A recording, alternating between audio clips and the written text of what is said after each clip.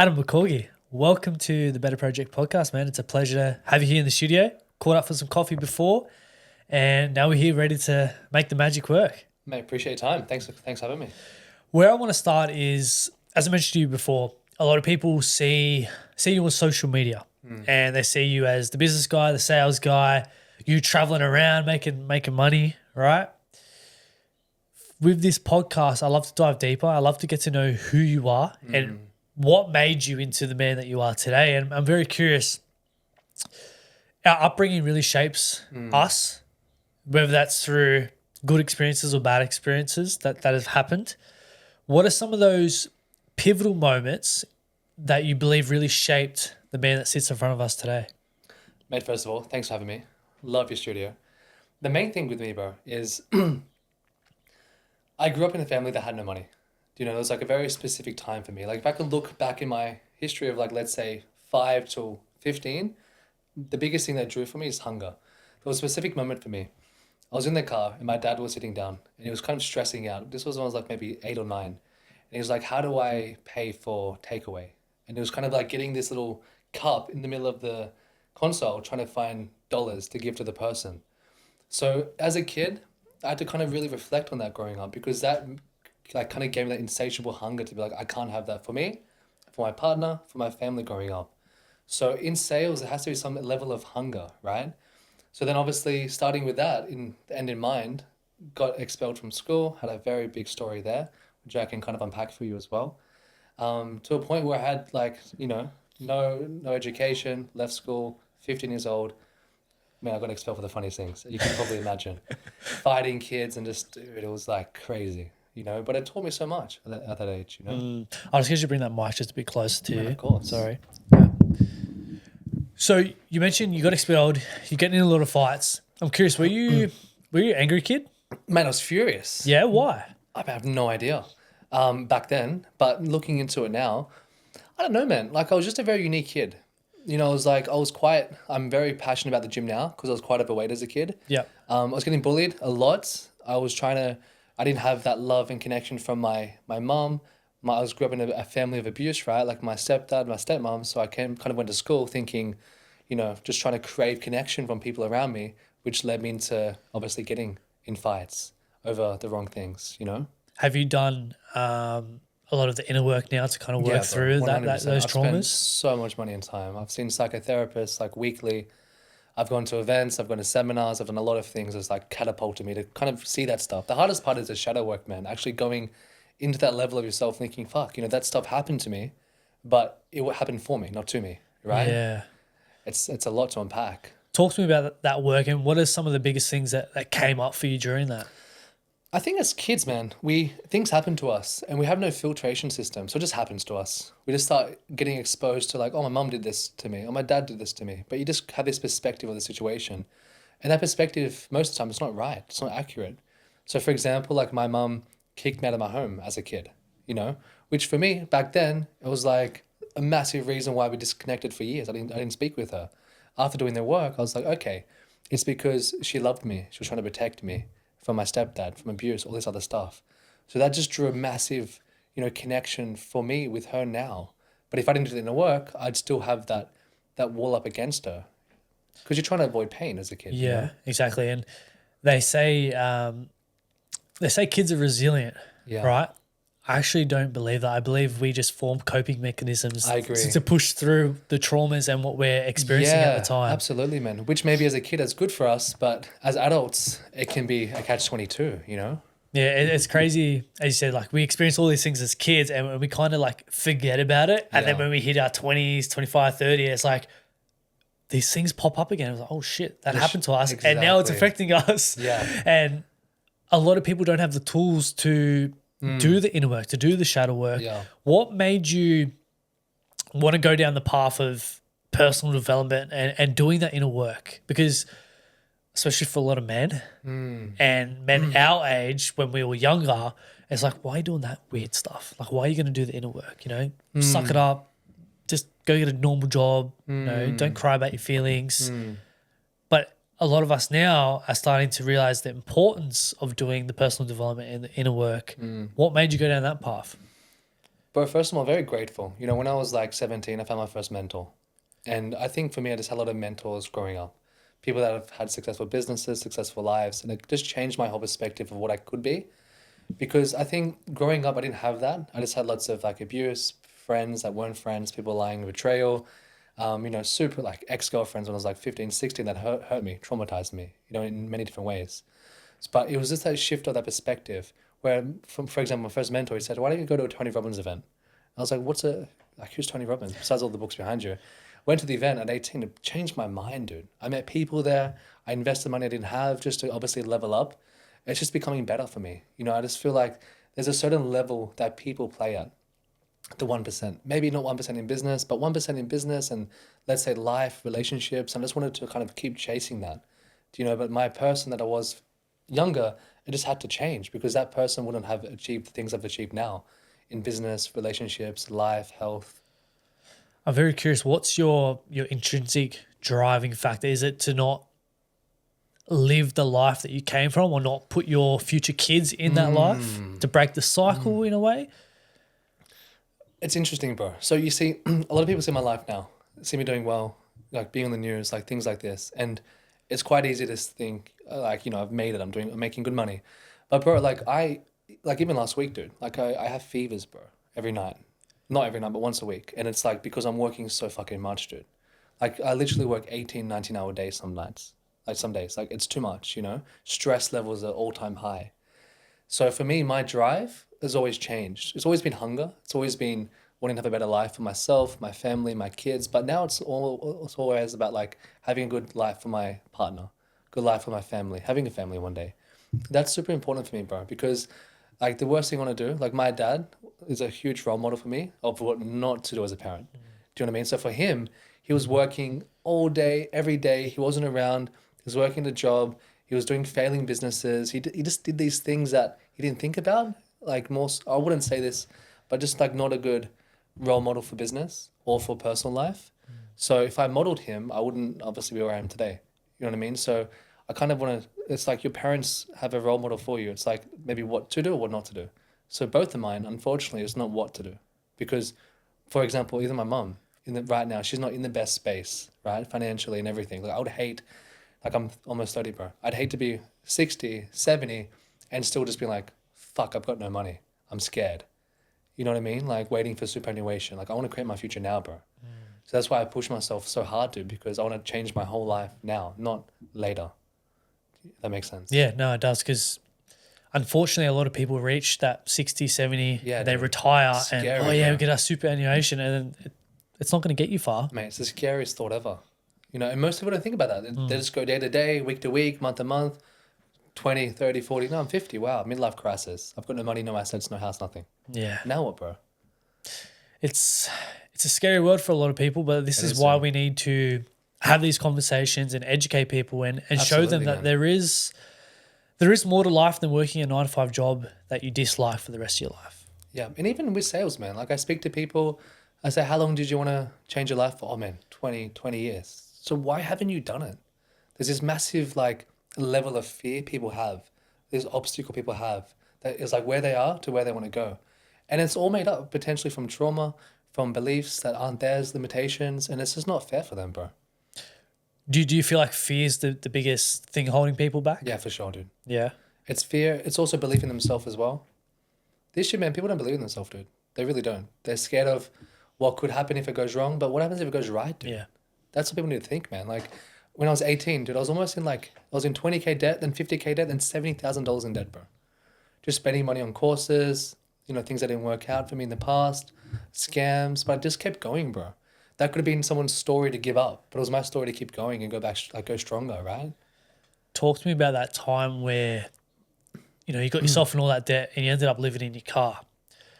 What did how long did you live in your car for? A week. A week, okay. Actually, no, probably 2 weeks, bro. 2 weeks. Yeah. Even so, living in your car for 2 weeks, bro, it would have had a pretty big impact on you. But what are some of the lessons that you learned through that time?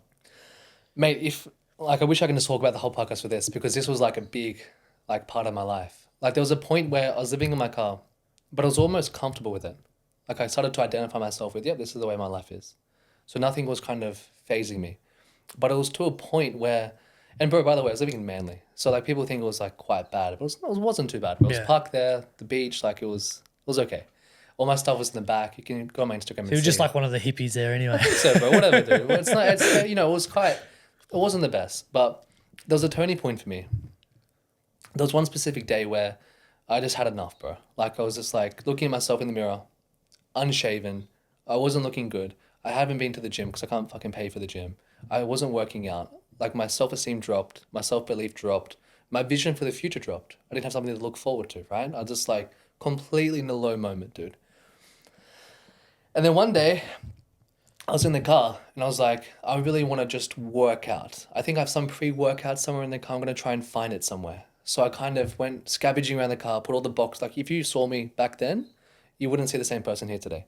I took all my stuff out of the car, trying to find my pre-workout. Eventually all my boxes were on the fucking grass. Found it. I was like, perfect, cool. Just quickly grab a cup. In the garage, sorry, not the garage. In the car, there was no cup. I was like, dude, what am I going to do? So we went to 7-Eleven. And bro, I literally remember the exact same moment, like it happened yesterday. I walked in, I was like, okay.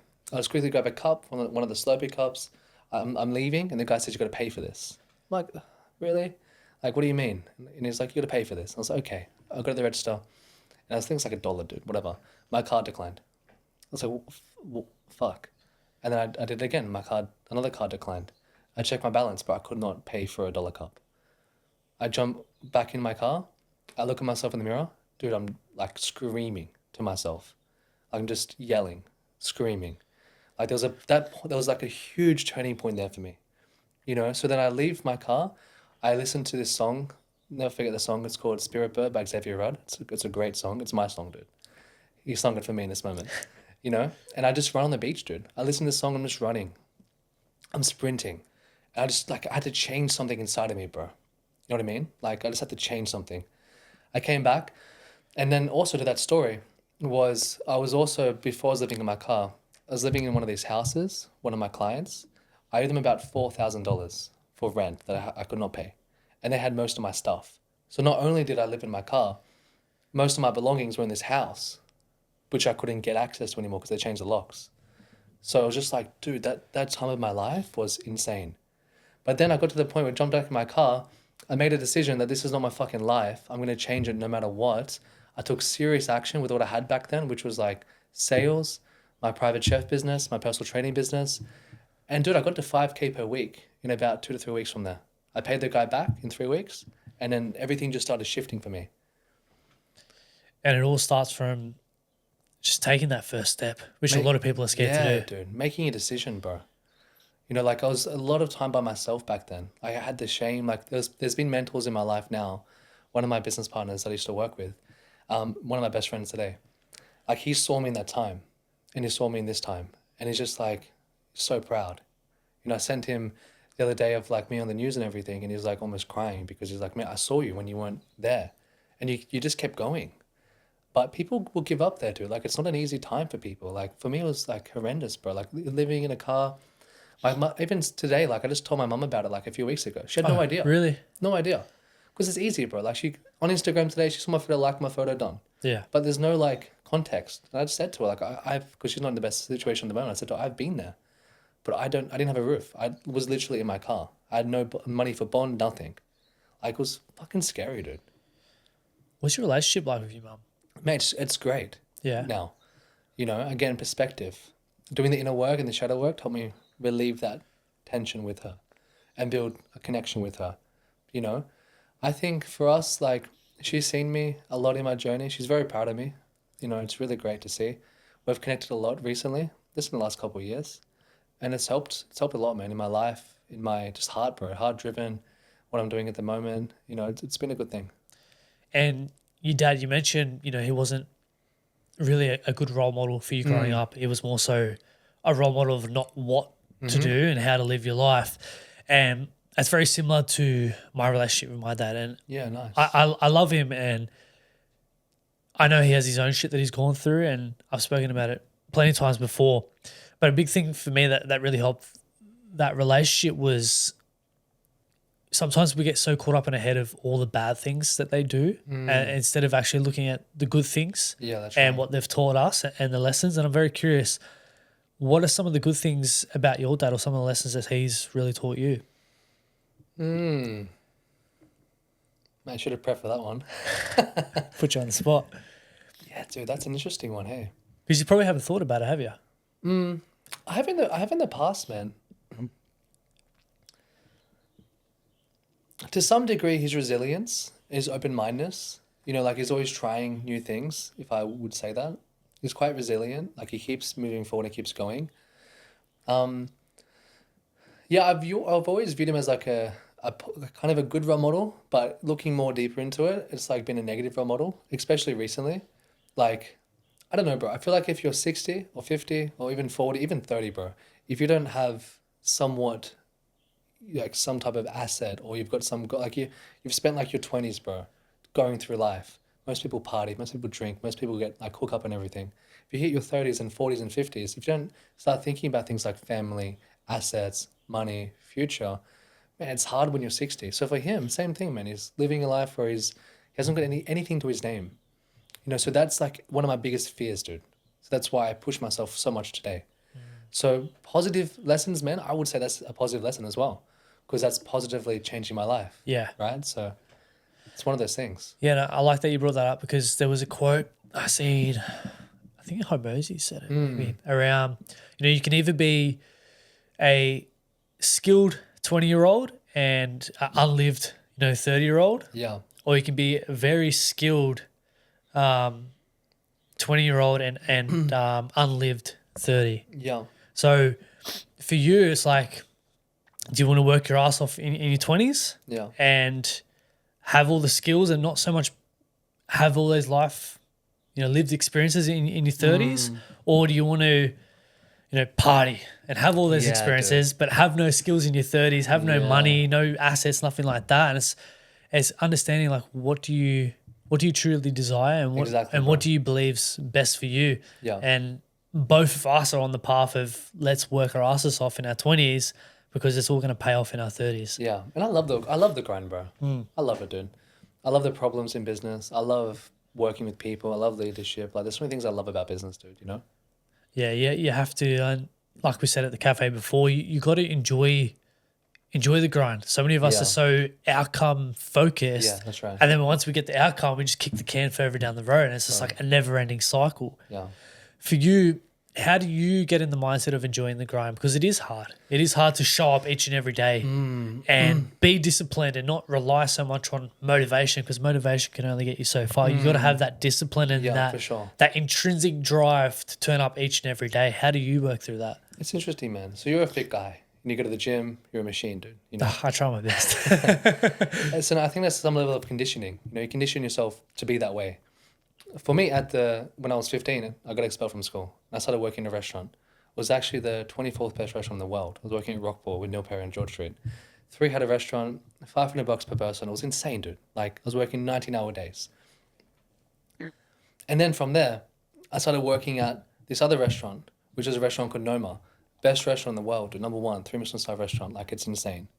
So I don't know if you know much about restaurants, but that's like the creme of the creme, the best in the world, world class, everything. I was working there for free, dude. So I was conditioned so much at a young age, just to work, free, experience. Just like get experience. And that taught me so many things about food, for sure. I can cook you up a storm, dude.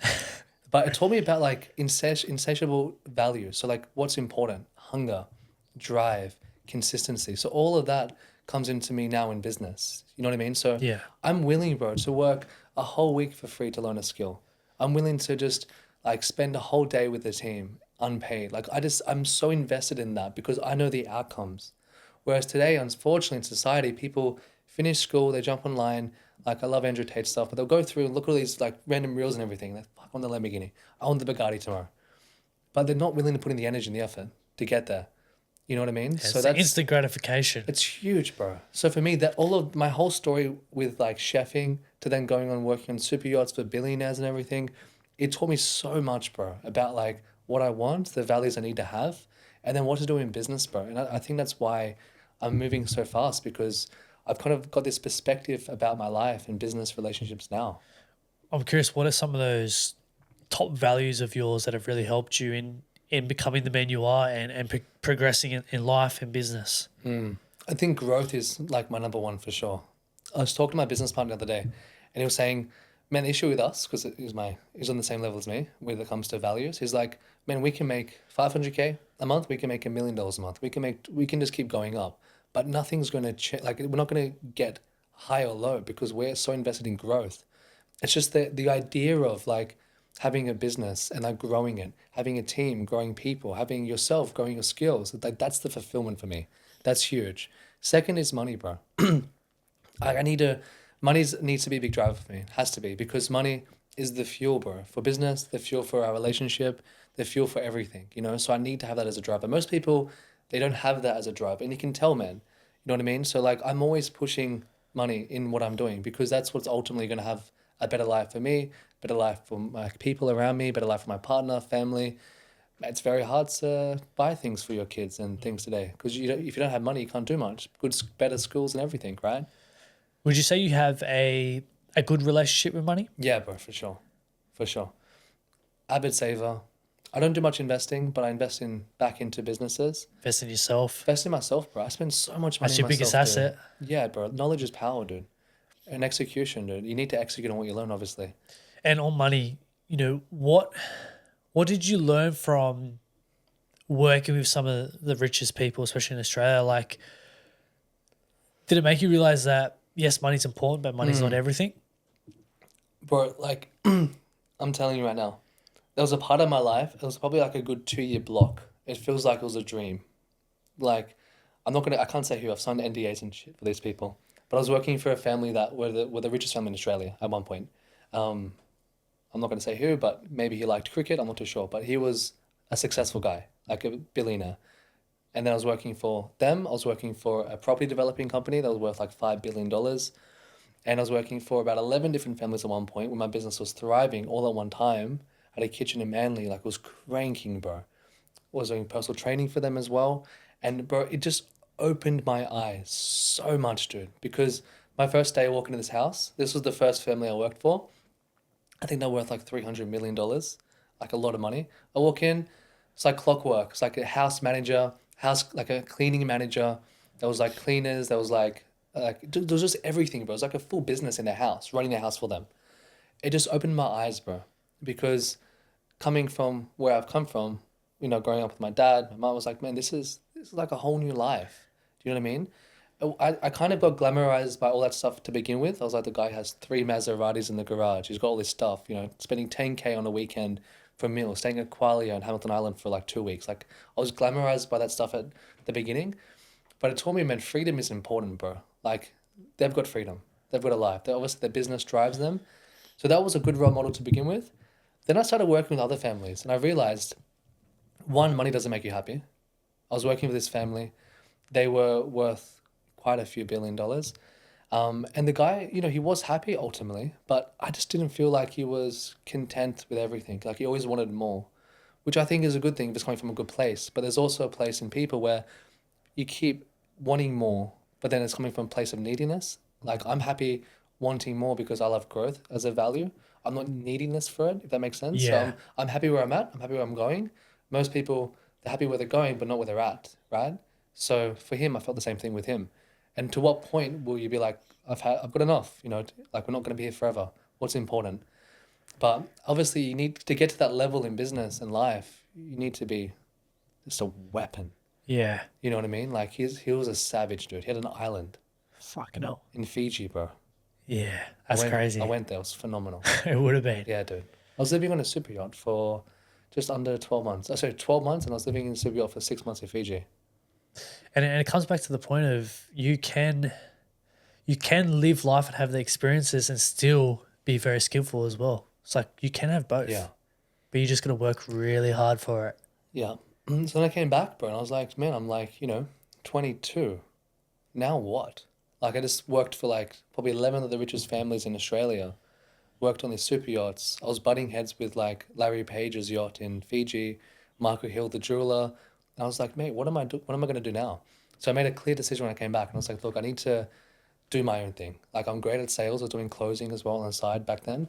I need to build my own business. I need to do my own thing because, man, I want the yacht, bro. You know what I mean? I don't want to work 20-hour days on a yacht, right? Like it's not even about it's not even about buying the yacht. It's about the freedom of thinking I can buy one. You know what I mean? Having Yeah. those experiences for the family. That's what it's all about to me, dude. At the moment, like that's my pure driver. So how would you define freedom then for you? Mate, doing a podcast with you on a Friday morning, not having to commute to work, not being stuck in traffic for 4 hours, dude. Do you know what I mean? Like the things that you can just wake up and make your own schedule, doing what you love. Like I think freedom and energy play a really good part together. So for me, it's like you would do the same thing. So in your calendar, you might have a full day of doing what you love and 10 minutes of something that you hate. And all of a sudden, that 10 minutes, your energy drops, Yeah. right? So it's like now it's like, cool, my whole calendar is things that I actually genuinely love. Working with people, seeing people grow, running businesses, like actually closing. Like I love all this stuff, man. Whereas in the past, I've kind of had a mixed calendar. Things that my aspects I love at the job, aspects I love at, whatever I'm doing, but it's not like the energy. Like the energy now for me is important, but I love my life, dude. It's so important. Like for me right now, I'm in that mixed calendar Yeah, of gotcha. like days where I'm working my day job and the energy is so low. Like Yeah, but you feel I'm you feel the working for a difference. couple of hours. I'm just like, I'm ready to sleep. I don't want anything to do with this. Yeah. Then days like today where I can wake up, I can go train, I get to have connection and beautiful conversations with people Yeah. like yourself, work with clients, build the business, spend time with the family, and I'm just on a high all day long. thriving, I go man. from 5:30 to like midnight. I'm like, what the hell? What just happened today? Yeah. And then you go to work the next day and like, oh, this again? You're looking at the calendar. Like, bro, when I came back in this boat, I was like, I might try and do like head chefing for a bit, try to make like 100K a year, whatever. So that was my goal. I couldn't work on boats anymore, dude. I was done. I worked at this random place in Manly, and but I was making like, I don't know, I did like a week's work there just to see what would happen. I was making egg and bacon. I was vegan. I'm still vegan. I was making egg and bacon rolls for the whole day. Worked one day. I was like, bro, this is like the most. I'm like killing myself, dude. You know what I mean? Like I was just waiting this autonomous job. People would come in, egg and bacon. I was like, bro, what am I doing? Like I'm worth so much more. Like it's like you take it's like you take like a great Hollywood actor, like say Mark Wahlberg, and bring him into like a small studio somewhere here. Like he's like, man, I'm fucking my mind is here. Like that's my identity. It was the same thing with me. So I came back thinking, fuck, I need to just create big things, dude. Even now, man, my mind is like I've done so much, but bro, I want to do so much more. You know what I mean? Like I've got that constant drive just to create, expand. It's hard to find that, bro, in people today. It is. It is. And in saying that also, we live in a world now where a lot of people are chasing this word balance, work-life balance. For sure. And what I've come to understand is like someone who has a deep purpose for growth and business and life, there's no balance. Your mind's going 100 miles an hour, just focused on what your goals are. And it is very hard to find this balance. And I don't think there is such thing as balance. I think it comes down to what are your priorities. Like there's going to be days where you're going to be all in on the business. Then there's days you can just spend the whole day with your partner or your family and do travel. Like it just comes down to what do you prioritize, and also That's great, man. Yeah. not getting so caught up in, okay, I didn't have a growth day today. That means the rest of the week's gone to shit.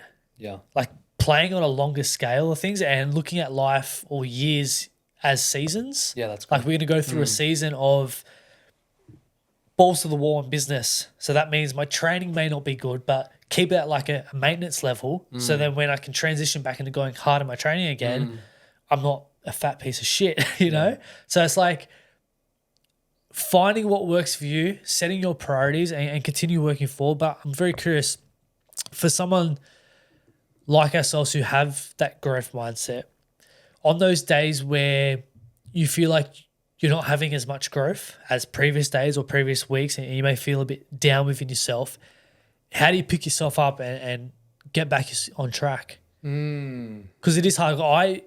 I personally experience it on days where I'm like, oh, I didn't land this client today, or this client cancelled, so now I'm not making any money and I haven't grown today or I haven't built the business, and I kind of just put myself down a little bit. How do you pick yourself back up? Bro, that's really good, man. Because I still look at my days. I still look at my days. Like my calendar is like every 15 minutes, bro. Like I crank it. Really? I crank it, bro. Like calendar's really important for me. But on a micro level, like if you look at it like at a super micro level, you're going to get anxiety the whole day. Like, oh man, that meeting wasn't the best meeting. Like, am I on the right path? Was it growth? But if you look at it on a macro level, Yeah. like if you look at it like through the week or through the month, or through the year, dude, we achieve so much just in a rapid pace, man. It's hard enough to get, one person that is, for example, they haven't done anything for themselves to like invest in one thing, but we're doing so many things, bro, like in our life to achieve more than what we're having. So like I look at it from a macro level now. Micro level used to make me anxious the whole day, dude. And I think with balance as well, tying that back into this is, I think clear communication with like your partner, with like everyone involved in your life. Because if you can integrate business, health, life, relationships, family together, it's all in sync, man. Do you know what I mean? Like when I first met my beautiful fiance today, I never integrated it the way I integrate it now. So like I would do business on the side, she was supporting me, and then I'll do business. I would feel guilty because I'm not spending time with her. But now it's like, it's all heading in the same goal, bro. Like I'm working hard for us. She's working hard for us. We've got the same goal. Do you know what I mean? So Yeah. I think that's so important, bro. And that's why relationships break down, because there's just different goals, different directions. It's like driving a car in a different direction. It's not gonna work, How do we have those conversations? Mate, they're tough, man. They're brutal. They're not easy. I think it's just being vulnerable. I think it's just being vulnerable, speaking from your heart. Like just having a clear conversation, be like, hey, this is what I'm working on. I'm going to be working the next X amount of years, X amount of days. Like I don't hate what I do. I'm not thinking about retirement. I don't want to fucking retire. Why would you work your whole life to just want to retire? Like that mindset I hate, dude. Do you know what I mean? Like I don't want to like push to the point I'm like 60, 70 and be like, I'm going to switch off now, mind numb, watch TV. Like, That's when you die. If you don't use it, yeah, you lose bro, it. for sure, man. I'm not building my asset, which is me, for the next X amount of years just to switch off. Like, that doesn't make sense, right? I want to work every day, build things, build people, whatever. So, like, it's just having that clear conversation about who I am, my values, what her values are, what's important to her, what's important to me, coming in alignment, and then working on everything together. Super important, bro. And coming back to, the business and life, I'm a big believer is like our health is our wealth. Yeah, man.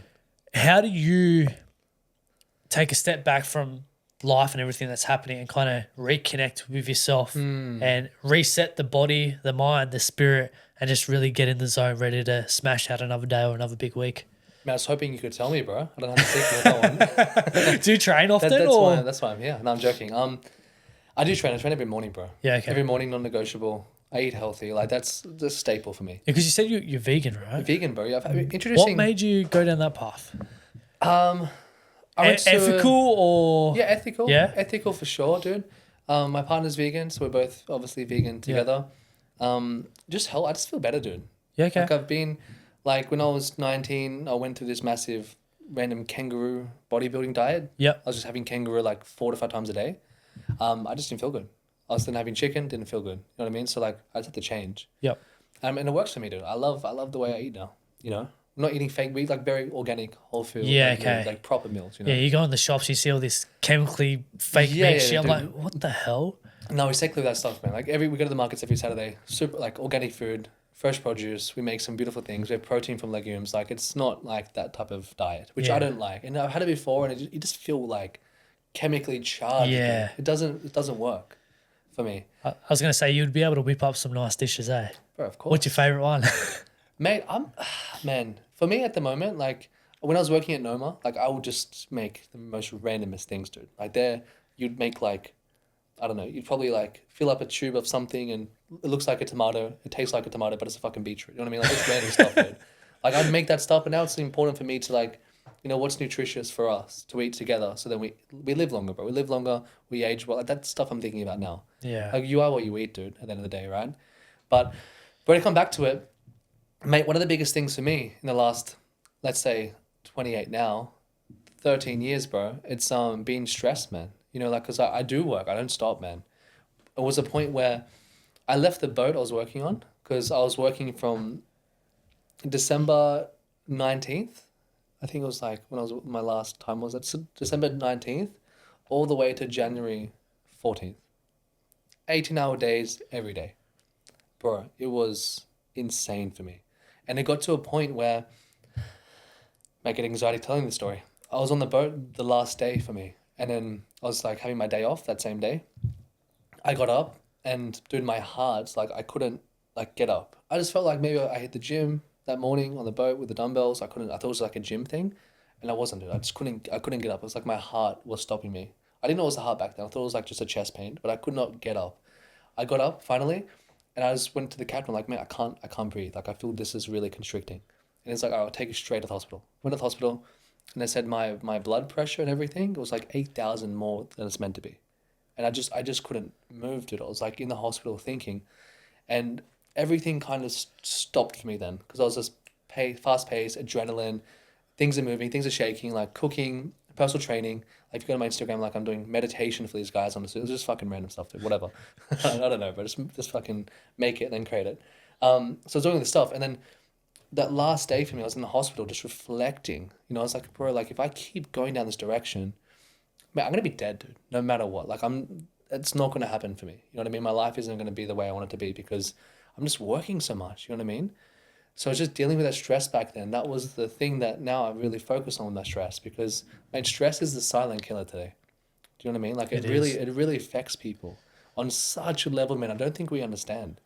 It causes like everything in your body. It could cause cancer, heart problems, everything. You know.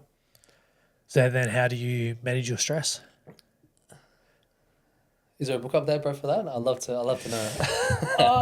I'm trying, man. It'll say something in there, but do you do like meditation, breath work? Meditation, bro. I go to church every Sunday. That helps me.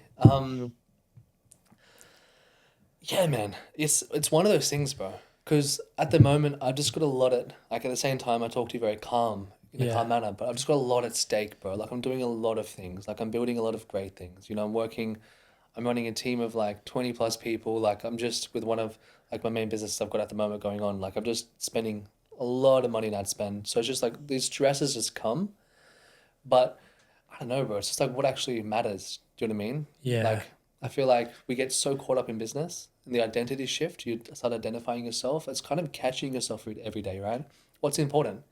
That's why connecting to me more now is like obviously going to church, Jesus, God, what's important, having that connection, that faith-driven connection, because that's what's important, dude. Do you know what I mean? And a lot of my success came when I started going to church, when I started having that connection in my life, because that's what I think it's more about, you know what I mean? So everything doesn't really matter, bro. On a big scale of things, like where there's some little organism on a massive planet spinning in a solar system with, it's just like, does it actually matter? Does that problem actually matter? And then you think about it in a negative way. If I have this stress and I die young and I'm 35, 40 and I'm dead and I have kids and a wife and a house, you know what I mean? Like how much pain would I put them through? Yeah. Because I didn't solve the stress I had from something like this. And I've seen it with people, bro. I've met people that don't have a husband, don't have a wife. Do you know what I mean? And that's something that I die, but then they live with this pain for the rest of their life. And I don't have kids that don't have a father, right? Huge struggle for me. Do you still struggle a bit with anxiety now? Not so much. No. Not so much. For me, I struggled a lot with anxiety. As I mentioned to you at the cafe, I was that shy, quite introverted kid, hated social settings. Yeah. And to the point where I'd make myself physically sick just so I didn't have to go into new environments. Really? Dude? Yeah, like dry reaching, everything like that. My body would go into full shakes. Just it really, for a period of time, it really took control of me until I really just flipped my perspective on it and started to understand that when anxiety arose for me, it was something that I needed to go towards instead of run away from, because we're so used to running away from things. We like to avoid situations, even if subconsciously we know like it's good, it's going to help us grow. But coming back to that fear piece, we're so fearful of the unknown and it holds so many people back. So now it's just like, if it comes up for me, even today, I still get a bit anxious doing this podcast. I haven't met you before. I don't know you, right? I don't know what's going to come up during this, but I'm also very excited for it. And they've even done studies, the correlation between anxiety and excitement. It's very similar. Yeah, very similar.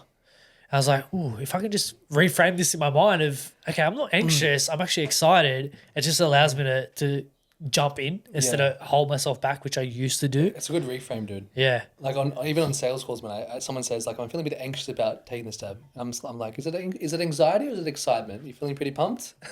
Yeah. You know what I mean? Like it's a good, like they're so close, bro. Anxiety and excitement. So like I can definitely see how you feel that way. What gives you anxiety though? Is it the unknown? Is it? Yeah, it's the unknown. It's fear of judgment as well.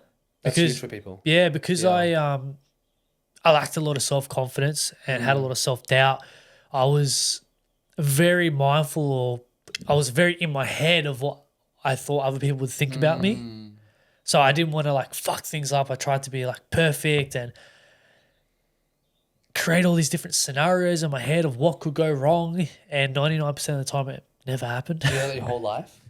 Yeah, until 24, 25. So I'm 27 now. What changed it for you? Really starting to do the inner work. Yeah. And understanding it and flipping my perspective and changing the way that I look at things. And this podcast, actually, through putting in the repetitions, the more you do something, just like sales, the more you do sales, the more confidence you build, the more you can just jump on a call or walk into a studio and record a piece of content. Yeah. It's not going to be perfect every time, but you're building that muscle within you. 100%. And that's the big thing, is coming back to what you said before around, doing the free work and building those skills. You're building that muscle, just like when you train, you go to the gym. Bro. And the more you do it, the more stamina you build, the more skills you build. So then you could turn up as your best self. And that's a big thing for me, is just continue putting in the reps, getting 1% better in all these different areas of my life, because I want to be that skilled 30-year-old, right? Where I can have the business and I can have that freedom to go travel and spend time with the people that I love and not have to care about going to a job and 100%. all this bullshit that a lot of people unfortunately go their whole lives doing. Most people, bro, Yeah. It's crazy when you think about it.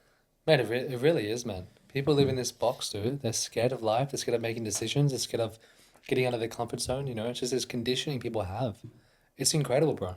It really is. I used to speak to that many people per day that are in that situation to help them want to change. And mate, it's incredible why people don't change. Like, it's actually so fascinating.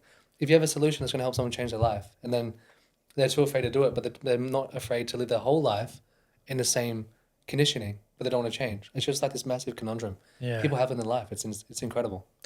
Talk to me about the art of sales. And we spoke about before where what I believe, and I think you're on the same page, of communication is your biggest asset.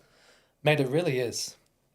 Selling for me has been a journey, dude. So it actually started just before I was living in my car. But I remember the exact time when I was in my car, and then I needed money. I needed cash. So I started messaging my whole network of Tony Robbins people. Just people like I know they have an offer, they're doing retreats. And I found someone which was actually Tony Robbins' energetic healer. So it was really cool. And she was running this retreat. And then I was doing the sales for her. I was sitting in the car. And bro, it was like the best day of my life. So I had about 4 calls back to back. I closed 2. And I made about 2.5K commission. That was like the light bulb moment for me. Thinking, I'm getting paid for my worth. I'm getting paid. I'm just like, that would have taken me, let's say as a chef, if I was making $1,000 a week, 2.5 weeks to make. I just made it in 2 hours. Yeah. Do you know what I mean? Like, that is like, just put this thing inside of me of like, let's go. There's a fire that just started, right? So I used that fire, and then I just I've spent that much money, man. I've probably spent 300K plus on trainings, courses, education. I've kind of fine-tuned the way I sell. I believe with selling, for me, one is influence, one is belief in yourself, it's belief in the person, obviously. But it's like a huge thing for me is not giving up on the person. Like there's been many times in my life where I've made a decision because someone influenced me to make the decision, and I've been a lot better off for it. But they never gave up on me. There was a salesperson, I remember the exact person at my first Tony Robbins event when I was 18. I went up to him and I said to him, mate, should I do this? I was not going to do the course. And he convinced me in a good way, he influenced me to do the course, and it changed my whole life. You know what I mean? So it's giving someone that, right, to then change their life if you're selling something that's going to be incredible. You have your stuff, your podcast, your media stuff, like that's generally going to change someone's business. Do you know what I mean? Like in so many ways if they're not doing branding and marketing. So it's like giving them that get that gift, if you will. So that's the way I view sales, bro. You're empowering them. Yeah, and if you come with that intention on calls and that conviction, bro, you're serving that person. It's a great transaction, dude. But mate, most salespeople today, it's like there's neediness. I need commission breath. They want to make the sale. They want to try and close a deal because they need the money. That stuff doesn't transmute well, right? So it's about having that intention to begin with. It's all mindset for me, but it's all psychology. When I started off, it's like I genuinely want to do the best thing for the person. Therefore, they're gonna obviously have that transaction with me, and that's why I've closed anywhere from like 3K to 130K in a phone call, one phone call. Yeah, it's being in service as well, and having pure intentions, and it's just like what we're doing today. And this podcast is in service of other people, right? Where we're on here, we're talking about mindset, our journeys, and how other people can shift their mindset and come out the other side from working a 9-to-5 job, and showing them the possibilities that there is so much more out there. Yeah. And coming back to sales, you don't have to be a salesperson to sell. I believe we're selling each and every day. Yeah, we're selling how we turn up, right? What we wear, how we look, how we communicate with other people, how we do podcasts, content. Like we're always selling, whether that be for a job interview, or a business opportunity, a podcast. There's so many ways in which every day that we're selling ourselves, and that's why I say it's so important that we learn the skill of communication, because in a world now where we are on our devices all the time, I believe the people that are going to come out on top are the people that can use their words efficiently and to influence people. Mate, 100%. Yeah. How does someone go about improving their communication or selling? It's a big can of worms, dude. Yeah. In a nutshell, for someone that's like, I would love to improve the way that I communicate myself and I show up in a room, and because you can feel the presence of someone if they walk in the room, and not just physically, energetically, but then as soon as they open their mouth and the words that come out, like, oh fuck, okay, this guy means business. So before anyone improves sales, I take them on a journey. First of all, like improving human behavior, how to read people, how to understand people, how to understand energetics. Like energetics is huge with selling, man. Like how you actually showing up and presenting yourself to the person, not just in presentable like attire, but in like how do you think, feel at the moment, right? And your mindset around that potential transaction. So it's all the inner game to begin with, right? When it comes to tangible skills with selling, bro, I really believe everyone teaches selling differently at the moment. Like I've worked with people like Jordan Belfort, I've worked with like people like Andy Elliott, I've worked with some like one of the best sales trainers like in what they've done. So I've done a lot of stuff to kind of fine tune what I know about selling. I really believe for me it comes back down to the basics of like communication, understanding someone, understanding buyer psychology before selling psychology, right? People just want to focus on how do I close that person instead of like what's going to make that person buy. Do you know what I mean? Like how you're going to influence that person, or how do they going to be influenced? Do you know what I mean? Selling is, a lot of people think of selling like, oh, cool. What's the perfect script? What's the perfect thing to say? What's the best closing pattern, right? Like how you're going to get someone to obviously give you money in that phone call. But it comes back down to like, cool, what's going to make them actually give you money in that phone call? For what are they looking for? So I believe it comes from like the first inner game, which can be this massive transformation in itself. Like maybe a lot of people, they have a lot of conditioning around selling to begin with. They're scared of it. Rejection, childhood, things with mom, dad. They don't know, like there's a lot of trauma in selling. It's one of those things. People don't view it like you and I do, like it's a natural occurrence every day. Do you know what I mean? Like it's like a natural thing. Everyone sells. You sell every day. But people, as soon as someone says the word sales, people sprint. Yep. You know what I mean? Like it's scary. So how do you, like knowing that just in itself, it's like how do you make that person feel so comfortable enough to then, one, be vulnerable enough on a phone call to tell you what they actually want, and then secondly, to actually give you a potential, whatever that may be, for a service that you may have. So there's a lot of stuff that I teach just in the inner game of selling, because that's what holds people back. But that's the scary part. People don't want to do that stuff. They want to just focus on the best script. Yeah. You know what I mean? But that's the stuff that's going to make the massive change for people. A big thing that has helped me in getting clients across the line is building a relationship. That's the biggest thing. You got to be relatable. You got to be vulnerable. You got to feel a connection. Absolutely. Bro. Because if you don't have a connection, if you don't have a relationship, they're not going to trust you. And the biggest thing is trust. Yeah. You have to earn that trust for them to hand over money essentially. Yeah. Yeah. Well, dating and sales kind of mix a bit. So like, for example, if you're at a bar and you just walk up to a woman and you just have the intention to close her, bro, what's going to happen? Do you know what I mean? She's going to be like, straight away, resistance, you're too much, you're too forceful, there's no connection, there's no trust, no relationship, I know nothing about you, you know nothing about me, I don't know what you want, you don't know what I want, and nothing's going to happen. Yeah. Do you know what I mean? So with sales, it's the same thing, but most people, they treat sales the same way. So like script, question, try and close, friction, objection handle, boom. Like, bro, you'd be surprised. Most of my calls I take on Zoom, face-to-face, on phone call, I don't get many objections because there's that connection there. Like, they've already made the decision to work with me or do a service that I've got before I close. Does that make sense? Yeah. That's huge, man. It's the mindset people view of sales that's going to help them get a lot better quicker. Yeah, because a lot of people think it's just a scam. You know, they're just, what are you trying to sell me? Bro. And it is hard because you do get calls every day of people trying to cold call you or the so telemarketers. And It is hard. I want to pivot a bit and come back to investing your money in yourself and being in the room with the big dogs. But for someone who doesn't have a lot of money, how do we get ourselves in those rooms? Is there a way, or is money's the only way? Man, it's one of those things, dude. Like, it's difficult. Like, I'm all about, like, now anyway, it's always about, like, paying for your seat at the table. Yeah. That's my perception. Like, you got to earn your spot.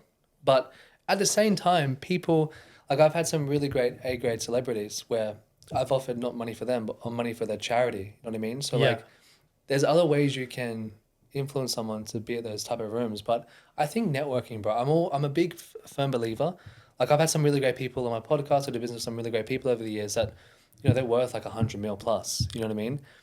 Maybe you can't get to that person, but you know like you're only like a few people away to get to that person. Do you know what I mean? So like, if you want to first have intention to be like, okay, cool, what rooms do I actually want to be in, right? Firstly. And secondly, it's like, cool, who do I know that may know that person? Or like, how do I get in front of the people that aren't on the same level, but someone that's around them? You know what I mean? So there's a lot of really great strategies, bro, to be in great rooms, to be with that person, but just ultimately going in potentially through the back door as well. Yeah, that's the biggest thing for me, and podcasting. Podcasting's I huge, started as a no one. I probably still am a no one, but through the conversations I'm able to have, people recommend me to different people, and I'm just going up and up and up. You know, I had Lewis on, he recommended me to you, and you might recommend me to someone else, you know, and I'm getting in bigger and bigger rooms as the podcast has grown, and the more episodes I've done, it's 5 years, 300 episodes, and I have a handy network now, which I've been able to leverage and help build my business off the back of, and that's why I say it's a massive tool, podcasting, to really help you in growing your network and potentially building a business off the back of it if that's what you desire to do. Bro. And it all comes back to the beautiful skill of communication. Everything is communication. It's incredible, bro. I love, bro, the communication I could talk about for hours, man. I love every part of it, like sales, selling, influence, using like NLP, using like storytelling. There's so many different levels of communication that I love, man. It's probably my biggest passion in this space. What's the big vision for you? I'm very curious. Do you have one? Well, what keeps you up at night? Like, you know, you got this big vision like you're chasing, or yeah, bro, like monetary, monetary. Yeah, dude. I want to have like, you know, for me, it's the freedom to have transformed and changed like 1 million people plus. Could be in selling. Like, I've coached over 2,000 plus people now. I've placed over 300 reps.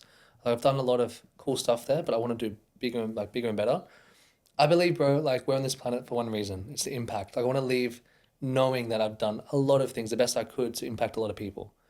For me, that way is through business, through selling services, programs, courses.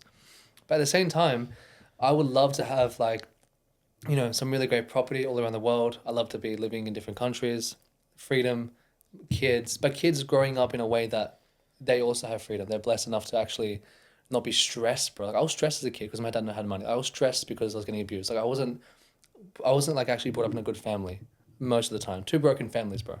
Not 1, but 2. I was living in 2, right? So just simply being able to give a better life to children, my kids, and giving them a better life. That's a huge vision for me, bro, which it never used to be, actually. It was always money driven, but now it's like I'm very purpose driven of what I actually want to achieve and create. you mentioned earlier around, life and business really started to go to that next level when you started going to church and you started building a relationship with God. What's your relationship like with him? And how did you find yourself going into the church? Were you brought up religious? Well, bro, I went to a Catholic school, pushed me away even more. I went to a public school to begin with. I got expelled. Then I went to a Catholic school, pushed me away even more because it was forced, bro. Forced religion. I'm laughing now because I went down the same route. Yeah, I went to a public school and then I was wagging school a lot. My parents were like, you need to change schools right now. Went to Catholic school, Patricia Rose Blacktown. Yeah, wow. And I didn't understand it all. Yeah. And now I'm coming to an age of now, like I'm seeking to understand. I'm trying to ask the questions of like, fuck, there is something higher than us up there. And trying to build a relationship with God. Yeah. It's a very interesting journey. Yeah, bro. 100%. So I went through all that stuff and it pushed me away. And then, I don't know, bro. I've always believed, because I've seen some really good energy healers over the years before I started believing in God as much as I do now. And I always felt there was more. Do you know what I mean? Like I remember one specific time I was at a retreat with Tony Robbins, energetic healer, which was really cool. And then we're all lying down, just doing all this energy work on us. And I just felt like my mind and my heart, my soul went to like a whole new universe, bro. I was like, this is fucking unreal, dude. So I always felt there was more. I've always been in tune with energy and people and everything. But it wasn't until I met my partner, dude. So my partner, she goes to church every weekend, her whole life. She brought me to church. Man, I just fell in love with it. I fell in love with God. I fell in love with going to church, the people, the environment. And that's just been a huge driver for me because I just feel like, there is more, dude. There is more to life. There is more to people. There's experience. But it's also just living. It's not like just believing and that's it. It's like living like I'm Christian, living like a Christian, bro. Like having the values of respect, treating people fairly. Do you know what I mean? Like I always often ask myself, like, what would Jesus do in this situation? Would he forgive the person? And just these questions you would ask yourself and living in that way, bro, it makes you a better person. What are some of the lessons or growth areas that you've had since going to church? We mentioned the business, but with you internally, has there been parts of your life that since going to church has really helped you heal through those parts? Yeah, for sure, bro. I think a big thing is like forgiving quicker and just like, Jesus, bro, he forgave like everyone, like his whole story, right? Phenomenal, man. Like forgiving parents, forgiving people around you that hurt you because you hold all that stuff yourself. And that just in itself, man, you wake up feeling lighter, bro. Do you know what I mean? Like you go into business lighter. Like everything just cross-pollinates, bro. Like business isn't separate to life. Relationships, everything's just integrated. So if you can heal yourself better and faster, you show up differently, man. Do you know what I mean? Like you just show up differently. And it's actually incredible, bro. Like since like I've had that transformation, most people around me in business, life, relationships, new friends, all faith-driven. You just attract more people, so I'm super grateful for that, man. Yeah, I think it's very important to have faith, whether that's in a religion or you believe in something higher than you, especially now, and I've spoken about this so many times, as men, we get caught up in feeling like we have to do everything ourselves and the whole world's on our shoulders, right? Yeah, of course. And when we get into those dark pits, if we don't have faith or something that we can pull strength from, whether that be God or whatever that is, unfortunately, a lot of men go down the path of taking their own lives because if they think the world's on them.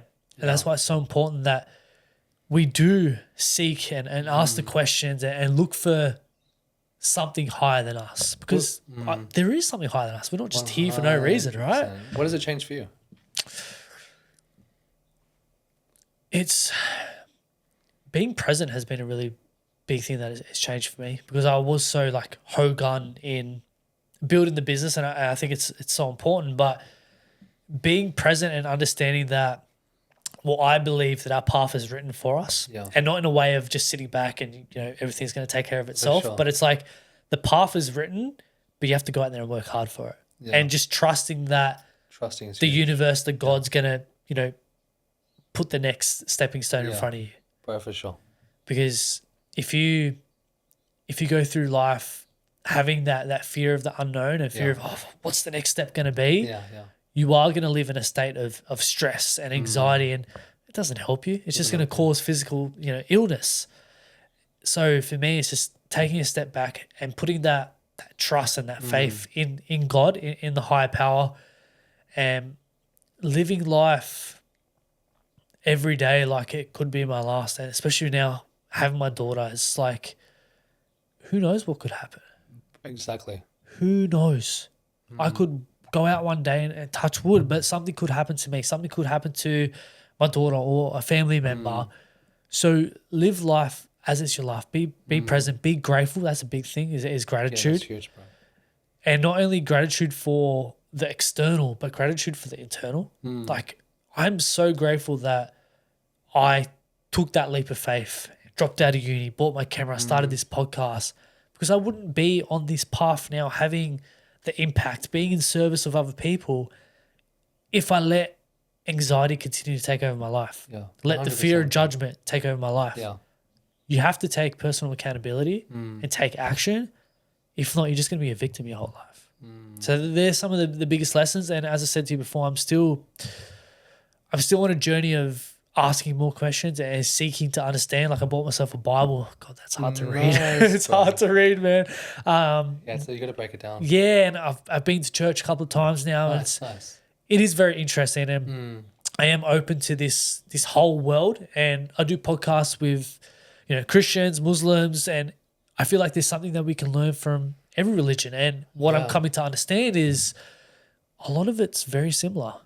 A lot of it's similar, and it comes down to be a good human, do good deeds, be your best self, and ultimately, if we can all have that, the world would be such a beautiful place. Man, it would be. Yeah. And that's why it's important to have that faith in whatever it is. Man, spirituality is a beautiful thing. It is, bro. It truly is. No.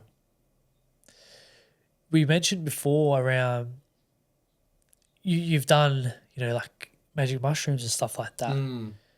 What was your experience like with that? I'm very curious, because it's not, it is being more spoken about now, but it's not often spoken about around in the same context of religion. It's like the spiritual people do that and the religious people do this, but for you, you're both. So what's been your experience like? Mate, the thing about mushrooms, dude, like, to be honest with you, I probably wouldn't take it again. Okay. Like, I probably wouldn't take it again. I feel like I got what I needed from it, but, there's a point where I was living in Byron. I was just like, The mushroom I capital. was there, yeah, dude. Like, you can just walk down the street and somebody can just buy it from a coffee shop. You know what I mean? It's yeah, man. It was an interesting time. So it kind of like it would just amplify where you are at. So for me, very peaceful business. Like, I was doing well. I was just taking it. I was just like very peace. It's very gratitude. But then I just didn't know what to expect, dude. So there was one specific day. It's actually a really funny story. I stay at lots of hostels, and there's a hostel called the Arts Factory in Byron. Do you know the Arts Factory? No, I haven't. Bro, it's fucking random, dude. It's like bro, look it up. Just look it up after. It's like you walk in, there's like, everyone's there. It says no smoking pot. The reception is smoking pot. You know what I mean? It's just like, it's funny. You walk outside, there's like a jungle. There's like all these tents in the jungle. And people live there. Like, you live in a hostel for years. It's random. There's a king of the jungle. He's been there since day one. It's just like, it's a full story, bro. If you stay there, it feels like you're in another world, like another planet. It's like a cult. I don't know what it is, bro. It's fucking random. But anyway, I was staying there, and then I was walking back to Byron one day, because I was like probably like a half an hour walk. I decided to hitchhike, bro. Fucking random, dude. Put my thumb up. Someone comes past. I jump in the car, and we're talking. We went to a bar. We drank some beers, and then they said, "You guys," I was with my friend, "You guys should stay with us tonight. Just chill, relax. We'll just play some music." And I was like, "Fuck it, bro. Like, I'm young. Why not?" I go there. We sleep there. We wake up, and then they said, "Do you want to go on a journey today?" What do you mean? First time I've taken it. Like, what do you mean journey? Like, where are we going to go? No, we've got these little chocolates in the freezer. What chocolates? The mushrooms. Like, we made them last week, and we're also shamans. So I was like, fuck, bro. What's going to happen here? I just took a photo. Like, me and him, we had this mushroom. I was like, fuck it, let's have two. Let's go all in. So there's two, like, fucking mushrooms. How many grams was it? Bro, enough. Yeah. So then afterwards, I'm like, okay, cool. We go to this place called the Crystal Castle. Do you know the Crystal Castle? No. Bro, first time going. So first time taking mushrooms. First time taking a shaman. And first time just going to the Crystal Castle. The Going Crystal all Castle, in.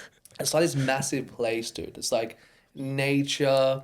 It's like amethyst, like just from the ground. It's just phenomenal, bro. It's in a beautiful valley. So we get there, and I'm just chilling. I'm connecting. All of a sudden, I start like laughing, dude, uncontrollably. And then people just start like, it just connects, bro, to me so much, like more. We get inside eventually. Everything feels like it's alive. The plants are moving. And then I feel like I'm pretty gone at that point. Then I come back and then I do sound healing, bro. Like when I was like at my peak. So I lay down, I close my eyes, and then it just goes crazy. You know what it's like, but you just go crazy. The sound healing, everything's happening. Open my eyes, dude. From that point, for the whole day, I was just completely scattered, but I was connected. It was just this random feeling, man. I made lots of sense in my life, bro, then. Like, I started to feel like the world is very connected to you.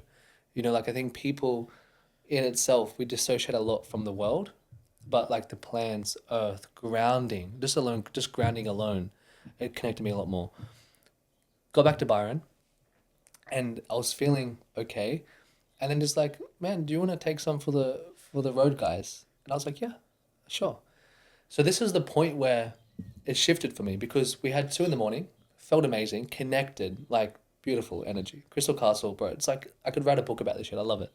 And then I got back to Byron. We're saying there's another hostel called Nomads, right in the central. Busy, everyone's drinking, there's drama, like it's all happening. And we're like, should we go out and take it? He's like, yeah. So we take it. Bro, that was like when it started going bad for me. So I left the hostel. I was like, should I get my jumper? And he's like, yeah. My friend's like, yeah, get a jumper. I went upstairs, come back down. He's like, where's your jumper? Oh, fuck it, I forgot about it. Went up upstairs again. I just did this like so many times. I run upstairs, forget what I'm getting, come back down. Did you get a jumper? No, I forgot about it. And I keep doing this loop, bro, for at least like 20 minutes. I finally got my jumper. It's just random, bro.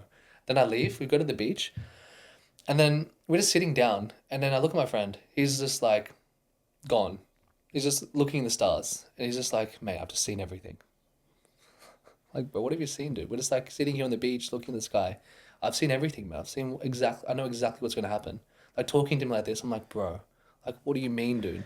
Then I go to the bathroom, and it's one of those bathrooms, man, that talk to you. Oh, Bro, I'm in this bathroom. And it's like, the door is closed. Welcome. My name is Alex. What do I have to say, Alexa? My name is Alexa. I'm like, dude, what the fuck? Like, is it real? Is it not real? Is it what's happening? Then I just walk in, and then the same thing happened. I walk in. I'm like, why did I come here? And I leave again. And my other friend wasn't on mushrooms at the time, and he's looking at me, and he's like, dude, you've gone into the bathroom and left at least like 20 times. Are you okay? Yeah, dude, I'm fine. And my other friend is just like completely spaced out. Bro, it's literally like that one day. It was incredible for me. It taught me so much, bro, about like life, even about business, man. Like I think, you know, like my connections in the morning with people, I was so connected with them, bro. Like I was just like really hearing them, being with them, like that. I could feel the emotion, right? And I was grounded. I was connected to the earth, plants, crystals, the fucking crystal castle, and it just makes you really realize, bro, like life is about connection. And I think too often people, they're on the phone, Instagram, reels, likes, all this other stuff that doesn't really matter, dude. And it doesn't feel good either. Like I'd much rather be in Byron with my partner, connected to the ground, no social media, going for walks like in the morning with no distractions, than getting like 10,000 likes on it. Like it just doesn't matter to me, bro. So there's a lot of good shifts that can happen for you on that for sure. But for me now, bro, I wouldn't take it again for sure. why not? Yeah, I'm not sure, man. Don't feel called to? I don't feel called to, bro. You know, I feel like in my life at the moment, you know, to get that feeling, potentially, I know people that do microdose it, like Yeah. it's a thing for sure, but I don't know, bro. I feel like I'm very grounded enough from that one experience. It's opened my eyes a lot. Like, I can keep going down that level. Like, one of my friends, he kept going down that level. He just did Cambo and ayahuasca in the same week in Brazil. Yeah, Like, wow. fuck, dude. Like, how far can you go down? Do you know what I mean? Like, I don't know, man. It's kind of like my friend did Cambo a few years back. He was in South America for 12 months. He took it, and then everyone thought he was dead, bro. He just dropped to the floor. I'm like, fuck, man. Like I'm good, bro.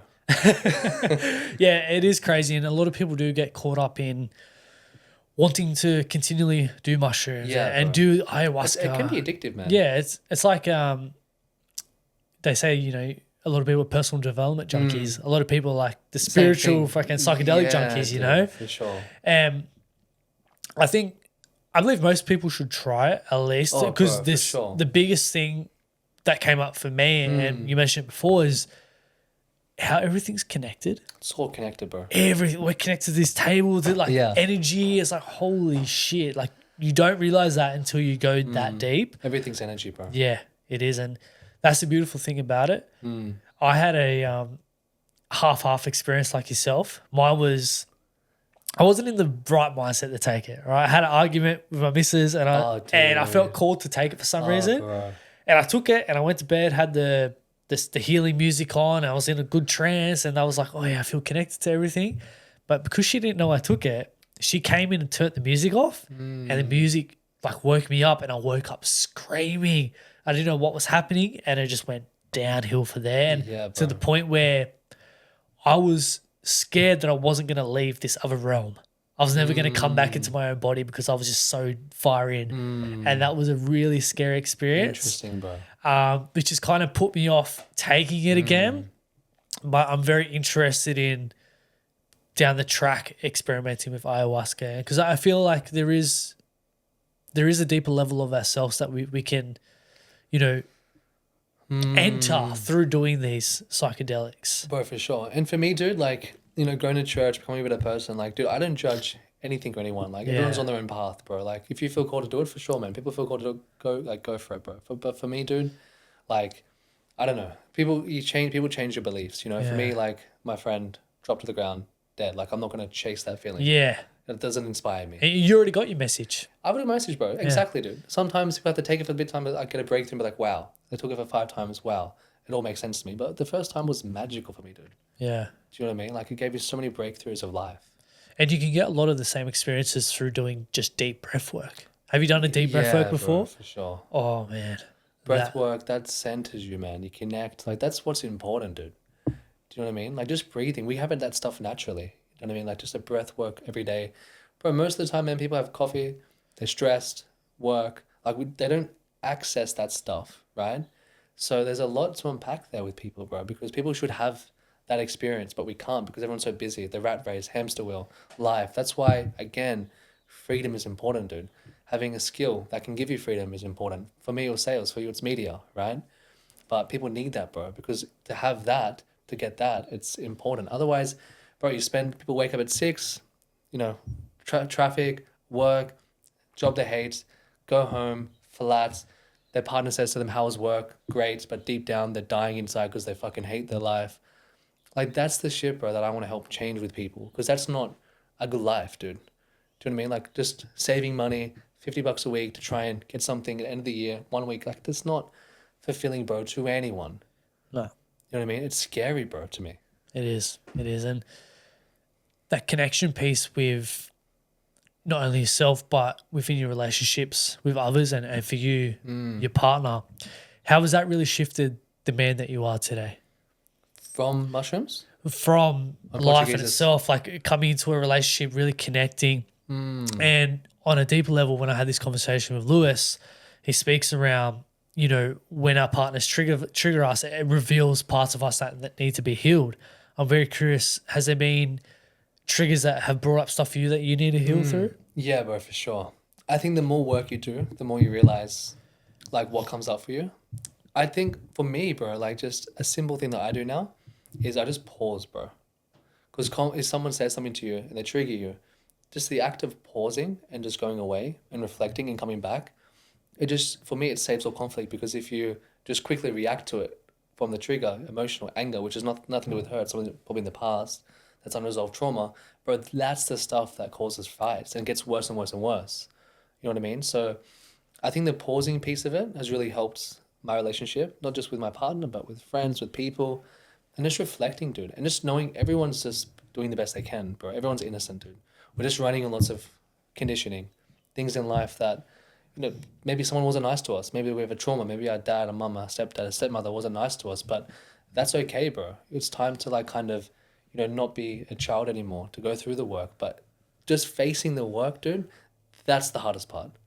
You know what I mean? Like just going to a psychotherapist, going to a seminar, speaking to someone and actually saying like, look, I'm not happy. This is what happened in my past. And that's the hard part, bro. Being vulnerable enough to do that.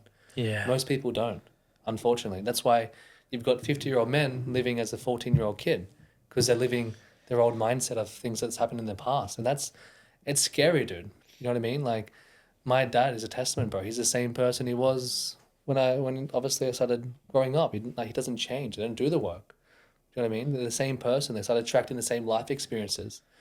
It's like, as a kid, if your dad or mom cheats on someone or something, you just start attract whatever the relationship with them is, you keep attracting that more in your life, and then all of a sudden, your next 10 girlfriends or boyfriends, they're all cheaters, bro, until you resolve that stuff inside of you.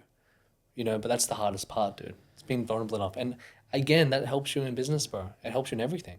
Yeah. Really. You're more level-headed, you have more clarity in life, in business with purpose, Yeah, it all starts from building a relationship with yourself. And I think there was a quote, I may have seen it on your page, where it says, wherever I go, there I am. Yeah. Which means we can't escape ourselves. Escape we need yourself, to dude. learn to build a relationship with ourselves, look ourselves in the mirror and Bro, ask for those sure. questions. For sure. It is scary, but Yeah. if you truly want to achieve whatever you want to achieve in life, it all starts with you.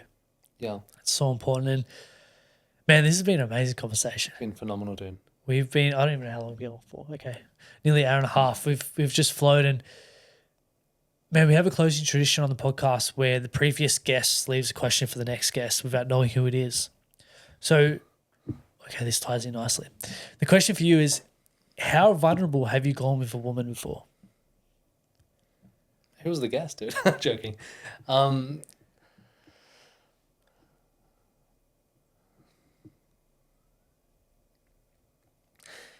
Yeah, I think for me, the level of vulnerability with a woman, it's like, forget about intimacy, forget about, that physical connection, just being able to like, just share, knowing that there wouldn't be conflict, they're not going to try and solve the solution, just being able to share like traumas, share what happened to you that maybe you've never shared before, and just that feeling of knowing that you are safe in a relationship and you are cared for and you are going to get a good response from that. Bro, that's like the best feeling in the world. Like that's the most vulnerable connection I think someone can have, because you're like saying, hey, here I am, and she's saying, oh, yeah, cool, I accept you for that. That in itself, bro, is the most vulnerable connection I've had. Yeah, being seen for who you truly are. Who you truly are. Without that fear of judgment. Massively, dude. It's a beautiful thing, man. And Adam, thank you so much, bro. It's been a Bro, pleasure. appreciate it, man. There we go. Thanks so much, dude. Whew. If you enjoyed this episode, go check out Adam. I'll have all his links in the bio, and we'll see you guys next time.